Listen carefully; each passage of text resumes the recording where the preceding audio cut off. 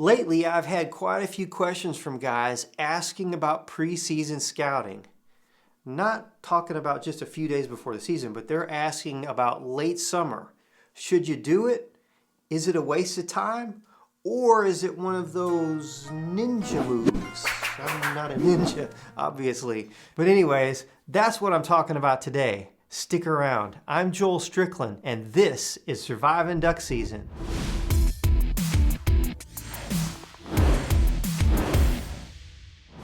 Thanks for watching Surviving Duck Season, where we feed your waterfowl obsession and help you to maximize your hunting experience. This morning when I got up, it was in the 60s, low humidity, and it just felt like that it's almost hunting season. Well, I'm in Arkansas and it was like 100 degrees just a couple of days ago, so this is definitely a welcome relief. But when it starts getting into August, I feel it right here. And we're all getting our plans together. We're making sure that our stuff is going to be ready when the hunting season gets here. But for some guys, there's nothing left to do except wait for the season to get here. We're antsy. Guys are trying to figure out anything that they can do just to be active in getting ready for season. We just want to do something, even if it just doesn't matter. So inevitably, this is the time that I get the questions about preseason scouting. They're asking, what's the value of scouting way before season? When it's duck season, I live by scouting. I scout every single day of the season looking for fresh birds, and that's what helps us to be so successful.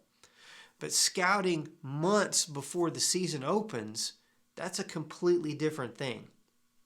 Is it pointless? Is it a waste of time? If you're going to go out and just look around, that's fine. It's something to do. But what if preseason scouting could be the untold secret of success that some duck hunters have?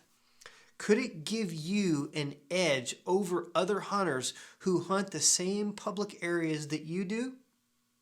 Could preseason scouting help you to have better hunting on your lease than the duck club next door?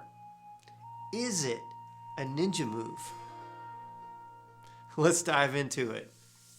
Now, depending upon where you are on the North American continent, preseason scouting can look very different to you. August for me in Arkansas, it's over 3 months before duck season opens. But if you're hunting in a state like, say, Minnesota, your season is just around the corner. And probably you have some ducks there too. So wherever you are in North America, take into consideration the growing season for your area and when the birds should actually be there. Now, for all practical purposes, the value of preseason scouting is to know what the habitat looks like. If you hunt public land, you can gain all kinds of valuable information as to what kind of food and cover is growing. It will also help you to narrow down where you may find ducks and potential hiding spots for you once the season gets here. Before season, we're getting a better understanding of what the area looks like when there is no water on it. It helps you to know a lot more about the terrain. This is all very valuable intel. Now, in the case of hunting a swamp or a lake, you can still learn a lot about the habitat. You may be able to see something new when the water level is likely a little lower at that time of the year, like in the summer. Do I preseason scout, like in August or September? Well, sort of.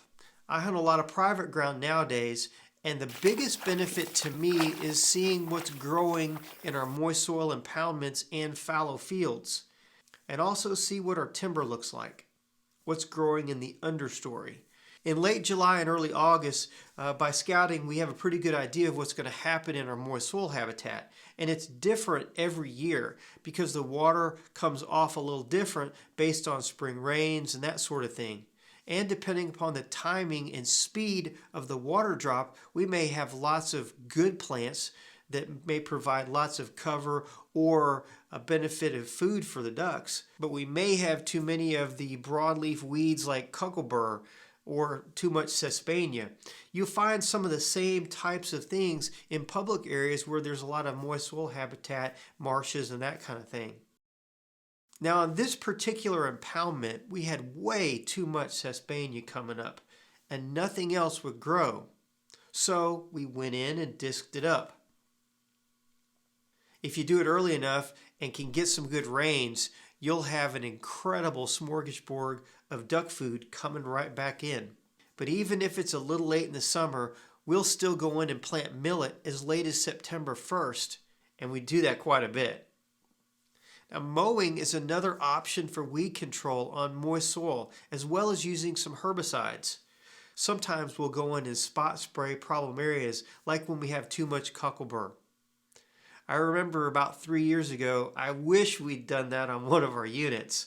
My dog Indy got to where she wouldn't even go into this one section to pick up a duck because it was so choked with cocklebur. I couldn't get her to run in them cockleburs. I was trying to figure out what the deal was. He wouldn't go in there till I got in there and seen. It's so dang thick that whole side is nothing but cockleburs. I got them all over me. She's like, oh, thank you, kind sir. Thank you, kind sir. Hang on. Hang on. Whoop. Nope, nope, nope. Come here. Come here. We got lots more to get. You got them all over you. If you have a duck lease or you own your own land and it's farm ground, then you likely have a pretty good idea of which fields are being planted and which may be left out or fallow. Don't discount the fallow fields. They normally grow up in grasses and weeds that can be great habitat for waterfowl, especially when they're flooded. Now, if you're in an area that everything isn't leased up, you might consider targeting some of those kinds of places in your summer scouting. Then you can seek permission or maybe even lease it. Just make sure that you negotiate flooding the field. One big benefit that I see in scouting early on our moist soil and fallow impoundments is that we can often make determinations on where we can move our blinds based on what we see growing. When we move a blind in the summer, the habitat will just grow up around it, making it invisible. In the timber, we will sometimes go in and trim branches and even move dead trees out of the way and clean the boat roads out, that sort of thing. So in reality, our scouting for private ground turns more into a prep for duck season. I've really never got that excited about going out in the summer. It's too hot, too many snakes, and chiggers.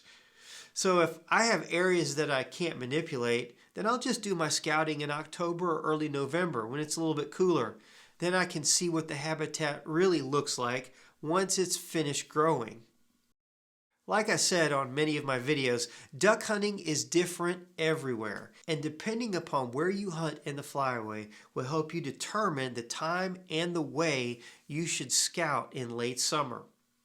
If you want to make the most of your time, use it wisely. Learn as much as you can and get the edge you need to help your hunting success by scouting early. So, what about you? Do you scout late summer?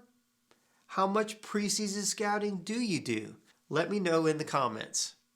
Well, I said earlier in the video that early season scouting is a popular topic this time of year.